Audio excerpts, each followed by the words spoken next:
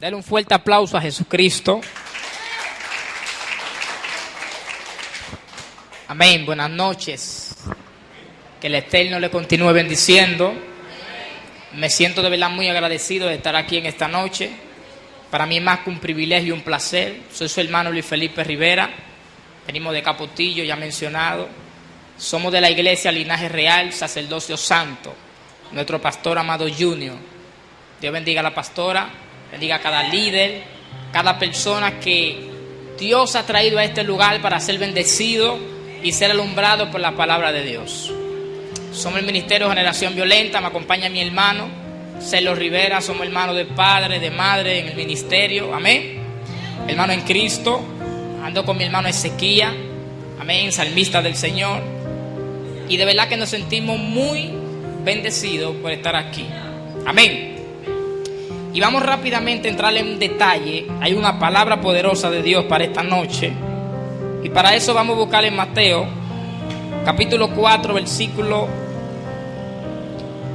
17. Que Dios bendiga a Jonalvi. Gracias por la invitación, de verdad. Amén.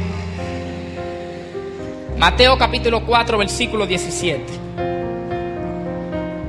Gracias, Jesús. Gracias, Señor. Amén. Mateo 4, 17. ¿Lo tenemos? Amén. Y dice de la siguiente manera, en el nombre de Jesús. Desde entonces, Jesús comenzó a decirle a todos: vuélvanse a Dios, porque su reino se va a establecer aquí. Vamos a repetirlo. Desde entonces Jesús comenzó a decirle a todos: vuélvanse a Dios, porque su reino se va a establecer aquí. Levante su mano derecha conmigo y dile: Señor, en esta noche preparo mi mente, preparo mi corazón para recibir tu palabra. Espíritu Santo, alumbra a tu siervo para decodificar tu palabra y ser bendecido por ella. En el nombre de Jesús. Amén y amén. Apláudale fuerte a Jesús. Amén. Y quiero en esta noche predicar con el tema: el verdadero evangelio. El verdadero evangelio. Y para comenzar, primero hay que detallar qué significa la palabra evangelio. La palabra evangelio significa: yo traigo una buena noticia, yo traigo un buen mensaje. Ese es el significado de la palabra evangelio. Y es muy importante lo que el Espíritu Santo de Dios revela a través de su palabra y a través de la muerte y resurrección de nuestro Señor Jesucristo. Él no dejó un mensaje, no dejó una tarea, no dejó un legado. Para eso somos su iglesia, para eso somos parte de su cuerpo, para cumplir con la asignación que nos ha sido entregada, y es de predicar el maravilloso evangelio de nuestro Señor Jesucristo. Y lo primero que debemos saber es que el evangelio no es religión. El evangelio es un mensaje. Otra cosa es el cristianismo. Tampoco el cristianismo es una religión, sino una relación directa con la persona de Cristo. Entre tanta confusión que en el mundo existe, luego de la desconexión que hubo entre Adán y Dios a través del pecado, el hombre se desconectó de Dios y la parte espiritual que tenemos murió en Adán.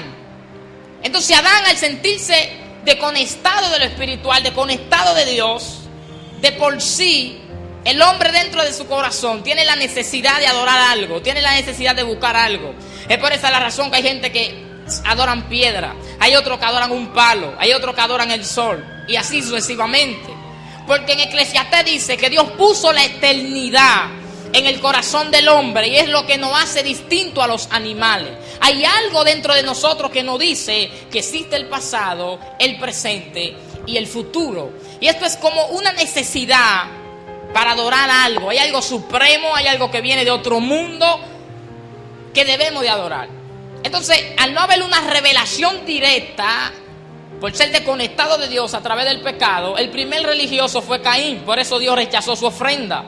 Porque Dios puso una ley, puso un orden para entregarle la ofrenda a Dios. Y Caín quiso llevarle la ofrenda de su sacrificio, lo que a él le costaba, de su sudor. Y Dios le dijo: Caín, las cosas no son así. Y por eso Dios desechó la ofrenda de Caín. Pero escuche esto, que es muy importante. Al vivir desconectado de Dios, se inventaron las religiones. ¿Qué es la religión? Las religiones son el intento del hombre para acercarse a Dios. Es el método que el hombre utiliza bajo su conciencia personal. Creen que a través de esta obra que hacen, de estos sacrificios que practican, van a llegar al cielo. Entonces, en el capítulo 2, verso 22 de Jeremías, Dios llama al profeta y le dice: yo creo que tú me reúnas al pueblo y tú le digas que aunque ellos amontonen jabón de olor y aunque unjan su cuerpo con lejía, la mancha de su pecado permanecerá, dijo Jehová el Señor. En otras palabras, dímele al pueblo que por más métodos humanos que busquen para ser limpiados de su pecado, son rechazados. Entonces, en medio de tantas confusiones, de tantas religiones, viene Cristo. El propósito de Cristo cuando viene a la tierra es para volvernos a unificar con Dios. Es para traernos la verdadera enseñanza. Es para traernos el verdadero evangelio, la buena noticia.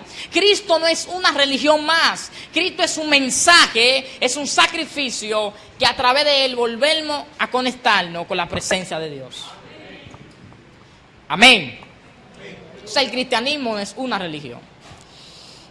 Y aquí donde leímos, cuando Jesús comienza su ministerio, cuando Jesús comienza su carrera ministerial, luego que el tiempo se cumplió, es bautizado por Juan, la voz de Dios da testimonio en el cielo y dice: este es mi Hijo amado, en quien tengo complacencia, en quien descanso.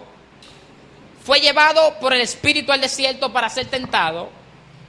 Y algo que me gusta es que luego de Jesús venir del desierto, la primera palabra que le dice a todos los que estaban en aquel lugar fue lo siguiente: arrepiéntanse y conviértanse, porque el reino de Dios muy pronto se va a establecer en este lugar.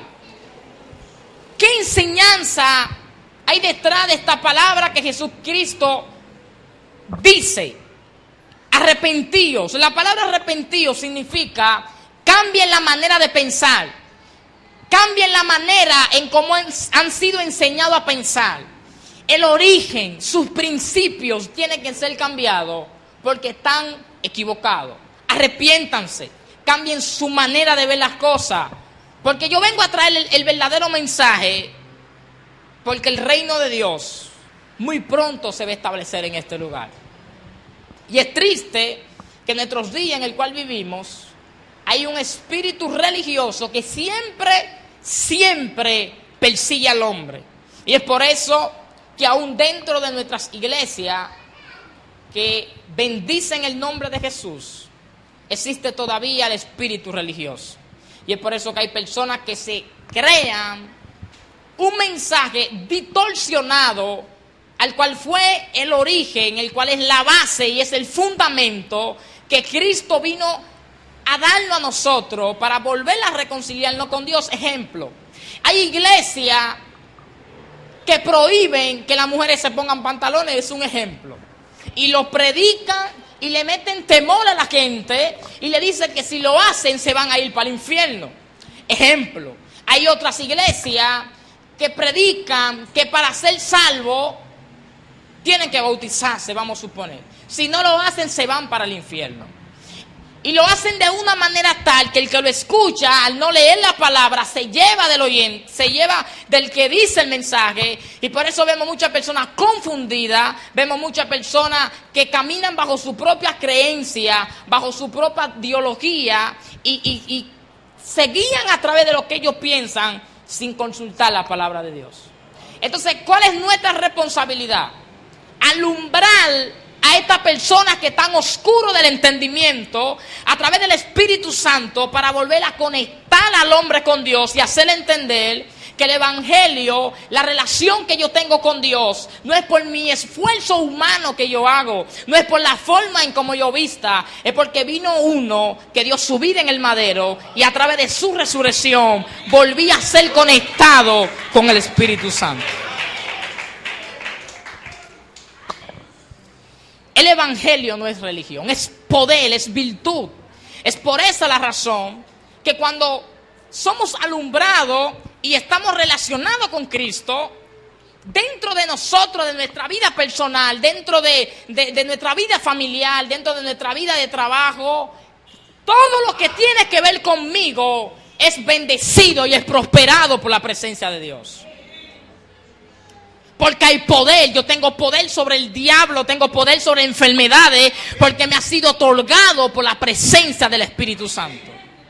Tengo poder en mi economía y es por eso que el que se pone a hacer algo bajo la ayuda de Dios prospera aún vendiendo empanadas. Prospera aún vendiendo yaniqueque. Y Dios te va a poner una gracia que la gente va a decir, no sé, pero me gusta comprarle el yaniqueque a la sierva. Porque hay una gracia y Dios ha prometido que todo lo que haga las obras de tus manos serán bendecidas. Lo que pise la planta de tus pies serán tuyos. Amén. Porque hay poder en la sangre de Cristo. En estos días me encontré con un ateo. Y él dice que él no cree en Dios. Y comenzó a hablar bajo el materialismo y muchas filosofías que tiene. De que Dios no existe, de que Dios es una fábula. Y escuche esto que es muy importante. A Dios hay que entenderlo. Dios siempre nos va a dejar una huella como confirmación de que Dios es real. Donde quiera que haya un cuadro pintado, usted va a ver la firma del que hizo ese cuadro. Si usted ve unos tenis, va a ver la marca del que hizo esos tenis. Todo lo que he creado tiene un sello que certifica de que no provino solo, sino de que alguien fue que creó eso que tú ves. Entonces así mismo es Dios. En medio de la creación humana, Dios dejó un sello para darnos a entender de que Dios es real. Y el ateo me dijo, Dios no existe, Dios es falso. Y comenzó a decirme tantas cosas. Y yo le dije, ok. Y le di una evidencia. Y se la voy a dar a ustedes. La mayor evidencia de que Dios existe es el pueblo judío. La mayor evidencia que certifica que Dios es real, que Dios es poderoso, es el pueblo judío. Y yo le dije a él lo siguiente. Si tú no crees en Dios, es porque eres ignorante. Pero hay demasiada pista, demasiada evidencia, demasiada gloria que dan a demostrar de que Dios es real. Que dan a demostrar de que solamente una mano poderosa y en la mano de Dios puede hacer tal cosa. Amén. Escuche esto. Cuando Cristo viene y predica su palabra en el capítulo 24 de Mateo, los discípulos le dicen, están viendo el templo, Jesús le dice, ese templo va a ser destruido dentro de poco tiempo. Y los discípulos se quedan como, wow, este templo tan lindo, tanto que dedicamos nuestros tiempos para ser construido, ¿cómo que va a ser destruido? Jesús dice, sí. De cierto te digo que no quedará piedra sobre piedra que no sea derribada. Y los discípulos no se quedan callados, quisieron también preguntar algo más. Y le dijeron, ¿cuáles son las señales de que tú certificas de que el templo va a ser destruido y de que tú volverás y vas a regresar por nosotros? Y Jesús le dio muchas señales, le dio tantas evidencias que certifican de que Dios es real. Ok, en los años 70, después de la muerte de Cristo, viene un emperador, Tito, y derrumba el templo. Y cuando derrumban el templo, se cumplió lo que Jesús dijo. El pueblo de Israel, los judíos, literalmente fueron sacudidos, fueron perseguidos y fueron maltratados. El pueblo de Israel, los pobres judíos, se expandieron. Se fueron por todos los lugares donde lo podían aceptar porque estaban siendo perseguidos por unos imperios, amados, que esto es lo que me gusta, que humanamente pueden desbaratar el mundo. Los Irán son demasiados. La gente de Irak, de Siria, son imperios que si le dan para República Dominicana, le doy 2 días. Lo explotan, tienen demasiada alma, son demasiadas personas. Son personas que son religiosos y su religión le enseña a ser personas malas, a ser personas sangrientas. Y ellos mediante este sacrificio de muerte están adorando a su Dios llamado Alá. Entonces escuche esto, los judíos se espantan. Pero hay una profecía en el mismo Mateo, verso 32. Jesús le dice, de la parábola de la higuera, aprendan a enseñar. Cuando sus ramas están tiernas y vuelven a florecer, es una señal del que el verano está cerca. El verano es Cristo. Amén. La parábola de la higuera es la siguiente. Jesús va caminando con los discípulos y comienza a contarle una parábola. Le dice que había un hombre que fue a ver su terreno y la higuera no dieron fruto. Y él fue donde el dueño y le dijo, la higuera no están dando fruto, vamos a tener que arrancarla. Él le dijo, dale un poquito más de tiempo, a ver si florecen, y no la moche. Y dice que al tiempo necesario que necesitaba la higuera volver a florecer, él vuelve y la encuentra seca. El dueño le dice, arráncala, quítala, porque no está dando fruto. Y vamos a dejar el terreno preparado, vamos a dejar el terreno seco, hasta que solo comience la semilla a florecer en tierra fértil. Literalmente, la higuera representa a Israel, porque había una profecía de que Israel se iba a secar, de que literalmente la tierra de Israel iba a ser seca, y los judíos iban a ser sacados de su lugar, iba a ser arrancado por no recibir la enseñanza y a Cristo como el Hijo de Dios, como el Mesías. Al rechazar a Cristo, entonces es sacada de su lugar la higuera. En los años 70 se cumplió esta profecía. Los judíos se esparcieron. Y literalmente la nación de Israel, la tierra de Israel, se secó. No había árbol, no había ni una hierba. Estaba seca, estaba árida la tierra. En el año 1948, cuando Israel regresa, los judíos, regresan a Israel, cuando vuelven a constitucionarse y hacerse una nación libre e independiente, dice la historia que fue en el año donde por primera vez una nación en un año plantó más de 7 millones de árboles, dando a entender de que iba a llegar un tiempo en que la higuera se iba a secar, pero no se iba a quedar seca permanentemente, sino que iba a volver a florecer. ¿Cuánto dan gloria al Señor? Los judíos regresan a Israel y entonces la nación vuelve a florecer. ¿Y qué Jesús dijo? De cierto os digo que cuando esto pase, esta generación no pasará hasta que todo esto acontezca. Y yo quiero decirle algo, estamos viviendo los últimos tiempos.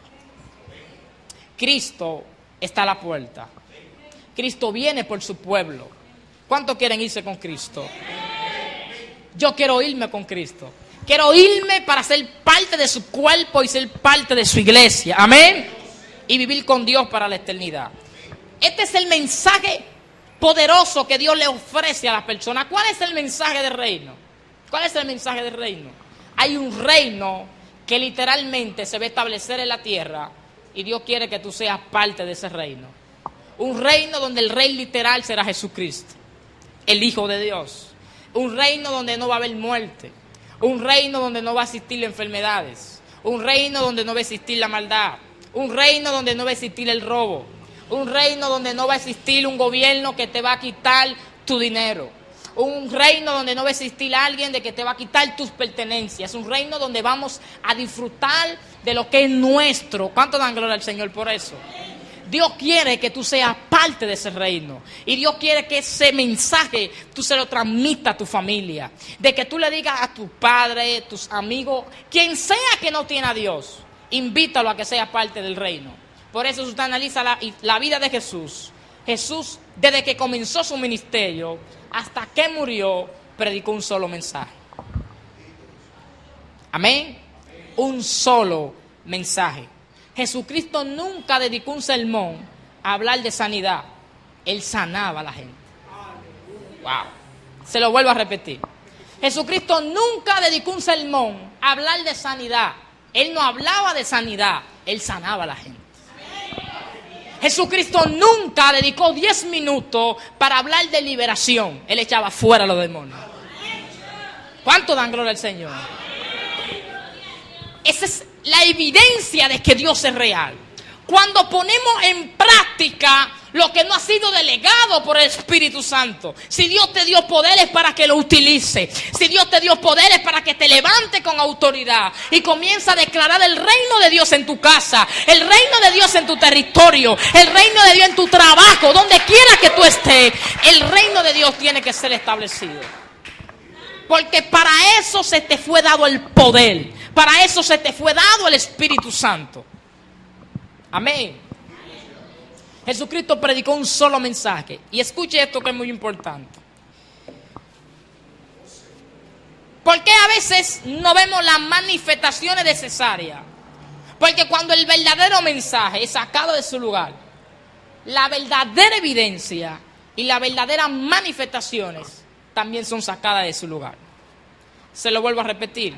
Cuando no se da el verdadero mensaje, porque la evidencia o las señales, son evidencia de lo que tú hablas. ¿Me estoy explicando? El Dios sanar a un enfermo es dando evidencial que lo que yo digo es real.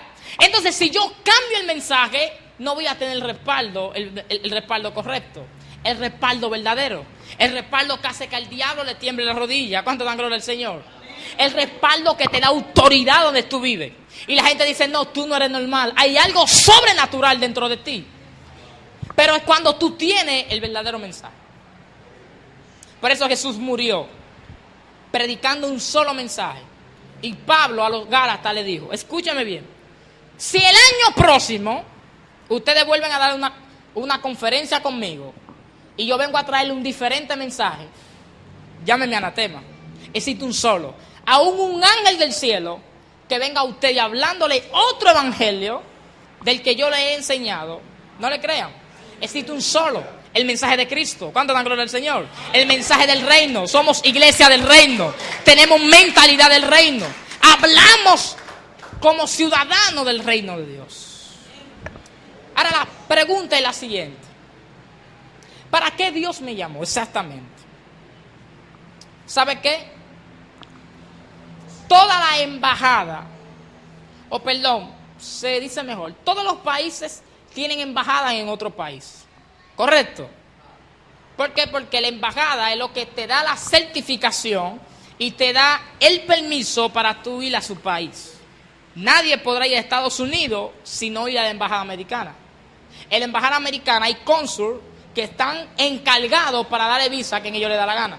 Ahora, cada embajada tiene sus requisitos, ¿o no? Tienen sus requisitos que tiene que llenar, tanto dinero en el banco o tantas cosas por aquí y por allá, pero determinadamente al final, el cónsul no te da la visa por los requisitos, te la da si él le da la gana. He conocido personas que han tenido 10 jipetas, 20,000 casas, dinero que no tiene, que se sabe literalmente que van a regresar y se la queman. He conocido otras personas que no tienen ni uno en el banco y le dan 10 años.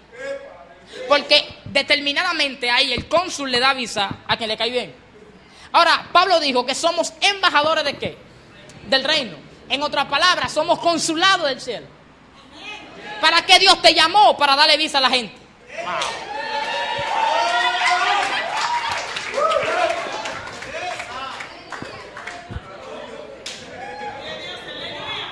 Eres cónsul del cielo.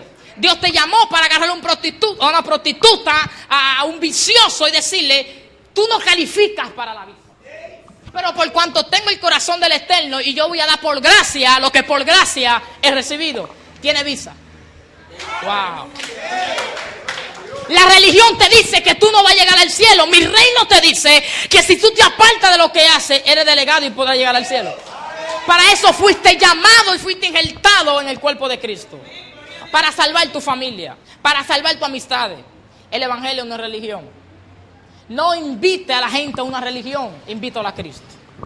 Somos embajadores del reino de los cielos.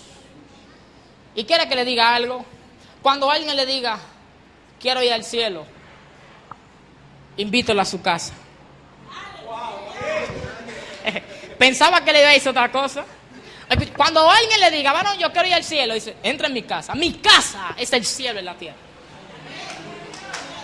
Porque a través del pecado la tierra se contaminó. Y Dios le dijo a Adán, la tierra será maldita por causa tuya. No soy yo que la voy a maldecir, es por tu causa que será maldita. Ahora Dios viene, jala a Moisés y le dice, quita el calzado, papá, porque el lugar donde tú estás, no yo, la tierra es santa. No yo, no por mí no, es porque la tierra donde tú estás es santa. Eso quiere decir que como la tierra fue maldecida a través del pecado, entonces Dios ahora va a comenzar a elegir personas para que bendigan la tierra. ¡Wow! ¿Por qué? ¿Tú sabes por qué tu casa es el cielo y la tierra? Porque en tu casa no se practica el pecado, es una tierra que ha sido santificada. En el pedazo de mi casa ya no existe la mentira, ya no existe el vicio, por tanto, es una tierra que ha sido santificada. Por eso en Crónica dice, si mi pueblo se humilla, y me dice que se humilla, que está mal con Dios, entonces yo, ¿qué? Perdonaré su pecado. ¿Y qué voy a hacer? Sanaré su tierra. ¡Wow! Sanaré su tierra literalmente. Por eso que tu casa es una casa de bendición. Por eso que tu casa es una luz en medio de la tiniebla. Por eso que tu casa es una solución a este mundo tan dañado, tan corrompido. La gente cuando te ven tienen que ver luz, tienen que ver esperanza, tienen que ver a alguien que por medio de guerra, de huelga, de tiro, usted siempre tendrá una palabra positiva. ¿Usted sabe por qué? Porque tu reino no viene de la tierra. Tu reino viene del cielo.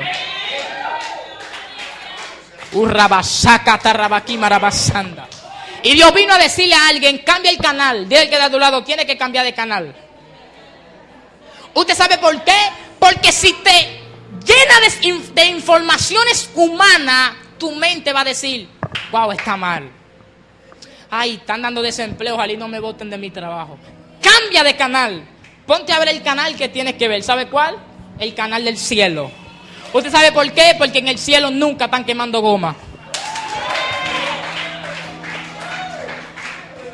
En el cielo no están subiendo el gas. En el cielo todo está bien. Por tanto, por cuanto yo he venido del reino de Dios, mi mente no es de la tierra, mi mente está en el cielo. Es por esa la razón que, como le dije, somos embajadores. Pero la embajada de Estados Unidos establecida en este país está en este país, pero no es de este país. ¿Por qué? Porque si en Estados Unidos día de fiesta, la embajada estando aquí está de fiesta. Usted va a la embajada americana un día de fiesta americana y está cerrada. Yo sé por qué, si en República Dominicana el día está abajo. Es que es un pedazo de Estados Unidos aquí en República Dominicana.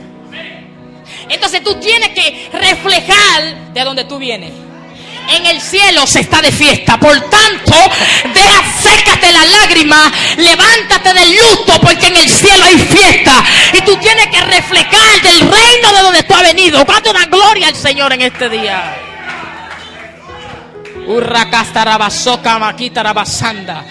Límpiate la ceniza, levántate del polvo. En el cielo todo está bien. En el cielo se está hablando bien a tu favor. En el cielo Dios te ha elegido, te ha santificado. Por tanto, olvídate de los problemas circunstanciales, la cosa de la vida que te quieren decirle que no se va a lograr, de que no califica para esto. Dice Dios, el mundo se puede desbaratar y si queda un pedacito va a ser pedacito tuyo, porque yo he prometido que tú y tu casa estarán bajo mi protección. Se va a derrumbar el mundo menos la casa donde yo vivo. Por eso Jesús dijo que el que construye su casa en la roca, vendrán vientos, vendrán tempestades, pero la casa no se va a hundir, porque no ha sido plantada en arena, ha sido plantada en la roca. Por eso cuando usted escuche mala noticia, diga, mi casa está plantada en la roca, mi casa no se va a derribar, en mi casa todo debe estar bien.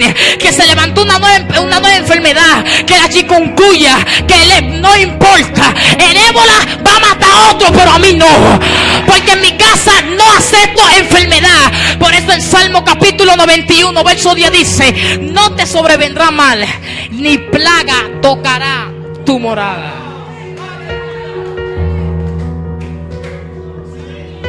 Plaga no tocará tu morada.